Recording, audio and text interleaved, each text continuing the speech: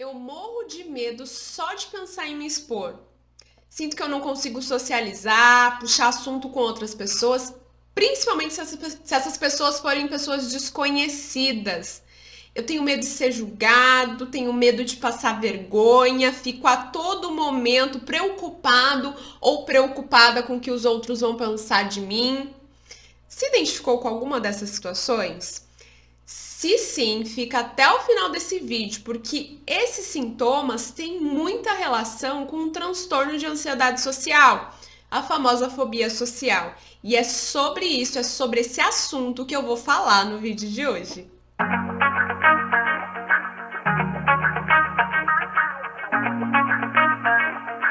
Olá, eu sou a Gabriele Costa, sou psicóloga e no vídeo de hoje eu quero conversar um pouquinho com você sobre o transtorno de ansiedade social. Mas antes, aquele recadinho básico, se você não é inscrito ou inscrita aqui no canal, se inscreva, curta, comente, compartilhe esse vídeo com outras pessoas, né? Afinal, o conhecimento, ele transforma, o conhecimento liberta, tá bom? Gente, e pra gente iniciar esse vídeo, pra ficar muito claro, tá? E pro vídeo fluir mais fácil, de forma mais tranquila, sempre que eu for me referir ao transtorno de ansiedade social, usarei, tá? Aí a nomenclatura que vocês conhecem, que fica de mais fácil compreensão, tá bom? Que é a fobia social, ok? Então, gente, é muito importante, tá? Que você coloque uma coisa na cabeça. Não é porque você se identificou com o elenquei que eu falei lá no início do vídeo que significa que você tem o diagnóstico da fobia social, do transtorno de ansiedade social, tá bom? É preciso muito mais do que se identificar com esses sintomas para que você seja diagnosticado, tá? Então é preciso, obviamente, um acompanhamento com um profissional, psiquiatra, psicólogo, para que esses profissionais que estão te acompanhando façam o diagnóstico assertivo, tá bom? Esse vídeo é mais para que você tenha contato e aprenda, né, o que é o transtorno de ansiedade social, o que é essa famosa fobia social que todos falam por aí, tá certo, gente?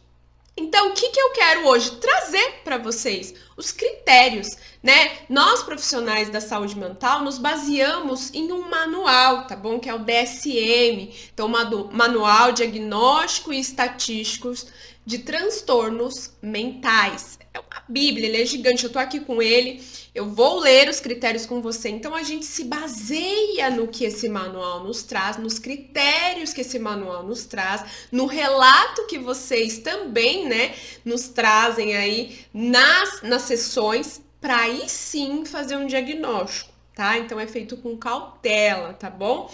E aí eu quero ler com vocês esses critérios, tá? Para que vocês tenham conhecimento sobre o que é, né? Sobre do que se trata, que ansiedade é essa, o que ela gera, tá bom?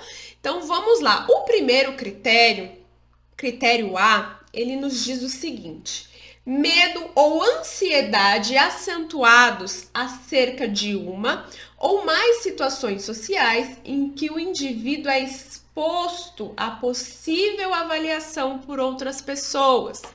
Como assim, Gabriele? Vamos usar alguns exemplos para facilitar, tá? Digamos que você foi convidado para uma festa de família, sua prima vai fazer um aniversário e quando você chega lá tem várias pessoas desconhecidas. Primeiro que você já vai se sentir desconfortável em ter que ir, porque você pensa no, vou ter que socializar, como é que vai ser? Será que vão, né, ter pessoas que eu conheço? Será que não? Então, desde do antes você já começa a se preocupar, a se sentir desconfortável. Lá quando você chega, obviamente, talvez não tenha só familiares, pessoas conhecidas, tenha os amigos dos seus primos, enfim. E aí você começa a se preocupar, como é que eu vou manter uma conversa, como é que eu vou socializar, acho que vou ficar no meu cantinho que é melhor. Só que aí você vai pro seu cantinho, né, e vem uma pessoa e puxa assunto com você. é nesse momento que você fica mais desconfortável ainda, você fica se questionando o que que eu pergunto, será que essa pessoa tá observando que eu tô ficando ansioso, que eu tô suando, que eu tô ruborizando, né? Você começa a se preocupar com o que você vai falar, e se eu falar algo desagradável, ou se eu falar algo de errado, enfim, percebe? Não flui uma conversa tranquila. Quando a gente puxa um assunto, quando a gente está conversando com alguém, você fica todo momento com medo, ansioso dessa socialização, entende? Um outro ponto, às vezes encontrar e ter que falar com pessoas não familiares, isso já te gera tamanho desconforto, né? Talvez ser observado comendo ou bebendo. Então você vai para uma praça de alimentação, na verdade você evita ir, né? Mas quando você vai, você fica preocupado se você está sendo ou não observado por outras pessoas, né? E não podia deixar de dar o exemplo de apresentações em público. Então você precisa apresentar um trabalho, um TCC, uma palestra, gera muito desconforto. Deixa claro. A grande maioria das pessoas, às vezes, vai sim se sentir desconfortável quando precisa falar no meio de um monte de pessoas. Mas ela vai lá, ela encara e aos poucos aquelas sensações fisiológicas, né, que a ansiedade traz, vão diminuindo. O que não acontece com a pessoa que tem fobia social. Desculpa, gente, tá? Minha garganta tá daquele jeito. Possivelmente, talvez você vai se esquivar, vai ser uma situação insuportável para você e o que você puder fazer para evitar, você vai fazer, entende? Critério B. O indivíduo teme agir de forma a demonstrar sintomas de ansiedade que serão avaliados negativamente pelas outras pessoas, né? Então, por exemplo, às vezes você tá em meio a alguma conversa, enfim, você precisa falar com alguém, enfim, socializar. E aí você fica com medo da outra pessoa perceber que você tá ansioso. Então, normalmente, quais são as reações fisiológicas da ansiedade? Tremor, a pessoa ruboriza, ou seja, ela fica vermelha, a voz fica trêmula, ela fica ofegante, as mãos começam a suar. E aí você começa a se preocupar se as outras pessoas estão percebendo que sua mão tá suando, que você tá ficando vermelho, que sua voz está trêmula ao falar, né? Você chega a acreditar que se ela perceber isso, ela pode te humilhar, você vai passar vergonha, ela vai debochar de você, entende? Critério C. As situações sociais quase sempre provocam medo ou ansiedade. Então, se você precisa, né, fazer um pedido num restaurante, por exemplo, ir à padaria, comprar um pão, entregar um currículo se você está procurando emprego, você se sente muito ansioso, muito ansiosa, né? E morre de medo aí de passar vergonha. Essas situações, elas são interpretadas por você com muita intensidade, com muito desconforto. Critério D. As situações sociais são evitadas ou suportadas com intenso medo ou ansiedade. Então, digamos que você até vai no happy hour da sua empresa, mas você se sente completamente desconfortável. E sempre que possível, você vai tentar se esquivar desses convites, ou seja, você vai recusar, você vai inventar que precisa estudar, ou que sua mãe está precisando da sua ajuda, enfim, você vai inventar uma desculpa para não ir, para não precisar participar desses eventos sociais, porque isso te traz um conforto momentâneo. Se eu não preciso ir, eu não lido com o que é difícil, um mecanismo de defesa, obviamente. Então, para mim é tranquilo, tá? E aí você vai se esquivando sempre que possível dessas interações sociais, tá? Critério E. O medo ou ansiedade é desproporcional à real apresentada pela situação social e o contexto sociocultural, tá? Então aqui é como se a intensidade do medo e da ansiedade que você sente fosse maior do que o desafio que você precisa realizar, de que você precisa enfrentar, entende? Então, vou te dar um exemplo. Às vezes você precisa juntar o lixo lá da sua casa, porque hoje é o dia do caminhão do lixo passar, e colocar o lixo lá em frente, lá na lixeira, lá fora. Para você, o pegar o lixo e levar até lá fora é muito intenso.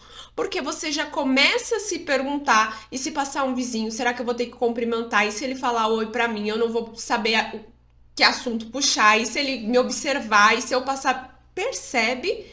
O fato de levar o lixo até a calçada é interpretado pela pessoa que tem fobia social com muito. Vem com um medo, uma ansiedade gigantescas. Entende?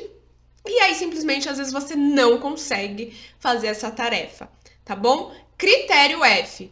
O medo, ansiedade ou esquiva é persistente, geralmente durando mais de 6 meses. Então, se você percebe que esse medo, que essa ansiedade, que essas esquivas voltadas aí para situações sociais são persistentes, estão aí há mais de 6 meses, procure a ajuda de um profissional, tá bom? Critério G, o medo, ansiedade ou esquiva causa sofrimento clinicamente significativo ou prejuízo no funcionamento social, profissional ou em outras áreas importantes da vida. Então aqui é quando às vezes você até quer socializar, você quer ter essas interações, você quer fazer amizades, quer namorar, quer trabalhar, mas você não consegue.